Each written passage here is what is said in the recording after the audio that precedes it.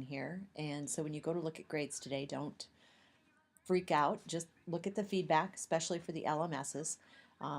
There was an awful lot of um, people who, instead of inviting me to the course, are giving me some sort of a course login, like a number, a code, those kinds of things.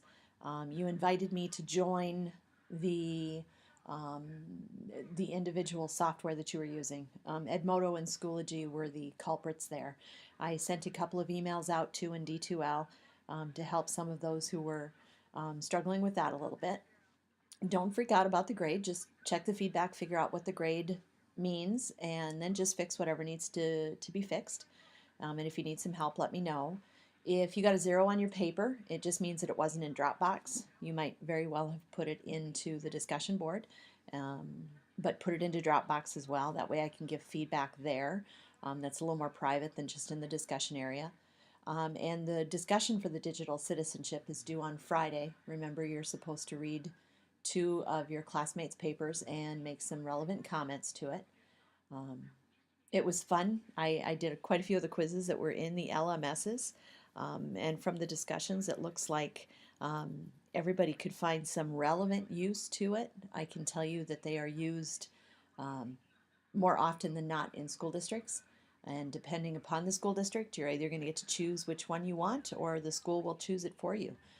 Schoology, I believe, is the one that is used here in Brookings. Um,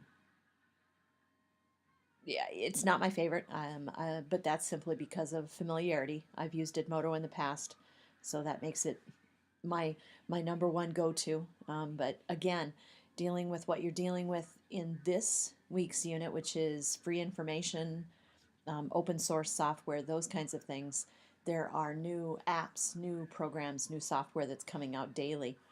So let's go real quick over what you need to do this week.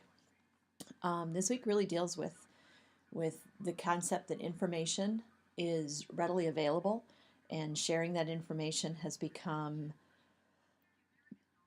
more normal than keeping it quiet. If you've ever been involved in a research project, you're finding now that information is shared a lot easier. Um, it used to be that research projects were very hush hush, very quiet, very proprietary, and so people wouldn't really um, share the information until the final was done.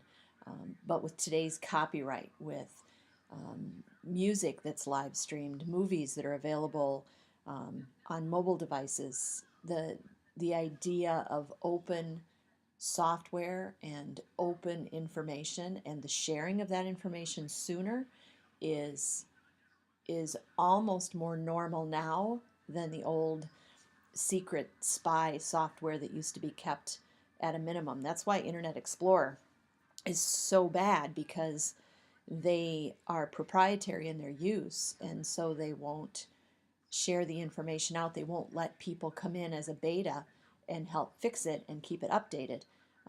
Firefox, if you use Firefox, that's an open source software. It is constantly in flux, it's constantly being revamped by people and software developers. So Edmodo is like that. If you're using an LMS, if you have a problem with Edmodo, you want them to be able to, or you want to be able to do something, you can contact Edmodo, and they will attempt to fix it if it's an ongoing thing, if it's something that a lot of people really want changed in their software. Um, all of that is really, really cool in terms of computers, because that makes everything that you're doing that much more current. Okay, so today or this week you're going to deal with that open software. You've got a couple of readings to do, and you have a couple of videos to watch. This Lego one is incredibly cool. Um, it explains what open source software is and open source of information is in a very visual way. So again, you're going to have one discussion post to do here, dealing with open source software specifically. I want you to go back and I want you to think about the question that you had earlier this semester about redefining cheating. If if communication and information is shared as readily as it is today, we really need to look at the way that kids in classrooms also share information and the way that that is used in the classroom. No longer do we get to keep a kid after class or read a note that's being passed, those kinds of things. So spend some time with these readings, incorporate these readings and these videos in your discussion post. That'll get you the full credit on those discussion posts, all right? Then I want you to, again, you're going to go back to Symbaloo, and part of the reason I'm having you do a Symbaloo here, again, is because then you can take these web mixes that you've created and you can use those in your ed classes as you go forward in this program. You won't have to recreate the wheel every single time you do something with that. But with this one, you're going to do an annotation, and if you have not done an annotation yet, it's basically a summary, a synthesis, very short. It's based upon the use of it. So you're going to find 6 pieces of freeware, and you're going to use them, and you're going to tell what it is, you're going to tell how it's used, you're going to tell the goods and the bads about what it is that you used it. Usually this is going to be a paragraph to maybe 2 paragraphs in length, not very long, but enough to provide an explanation of the application itself. That web mix then is going to be used in your assignment for 1C, and we'll get to that in just a second, okay? So again, share this web mix, share that link in your Dropbox. There'll be a spot there for it, and again, if I've screwed up and there isn't a Dropbox there for it, let me know, but I'm pretty certain there's one there, okay? And then in 1C, you're going to create a presentation on one of those pieces of software, and this is going to kind of set you up for a few future assignments. So you need to find a presentation software, anything that can be done to get information from you to me or to anyone else, and you're going to take and analyze that piece of software, kind of take that annotation that was there, include some screenshots. It could be, I can give you an idea here. So PowerPoint is probably the most often used presentation software that's out there. You guys have it, it's available. This software has to run on its own, which means that you would have to figure out then how to make PowerPoint run on its own. So basically what I'm going to want to do is I'm going to want to open the link, or I'm going to want to open the file, and I'm going to want to hit play, and I should be able to then to sit back and just watch the presentation as it exists. Kind of sort of like this does here. This QuickTime Player that I use, that's a presentation software. I'm doing the screen capture part of it rather than the video part of it, but the only thing you have to do is you have to push play on your machine and it will play for you. The requirements that go into that presentation are here. This is the very first time you're screencasting for me. So I'm not looking for the world to rock.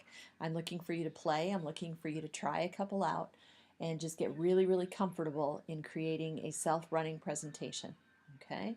That as well, you're going to have to give that to me in a couple of different ways are possible. So you could drop the link in the Dropbox. You could drop the file in the Dropbox.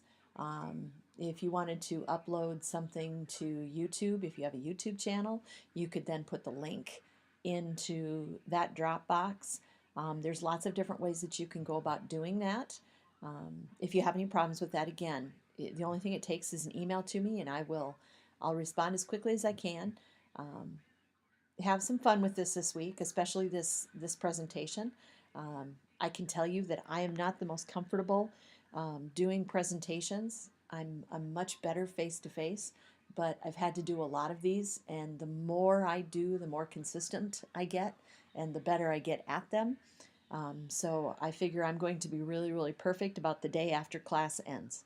So again, if you guys have any problems, if you have any questions, don't hesitate. Send me an email. And again, if you go to look at your grades, please don't freak out. Remember, modification. If computers worked 100% of the time for 100% of the people, then a good percentage of the jobs that are out there in the world dealing with computers wouldn't exist. So look at your feedback, check it all out, and don't freak about the grade. Just fix it. All right? So have a nice week, and contact me if you need something. Thanks.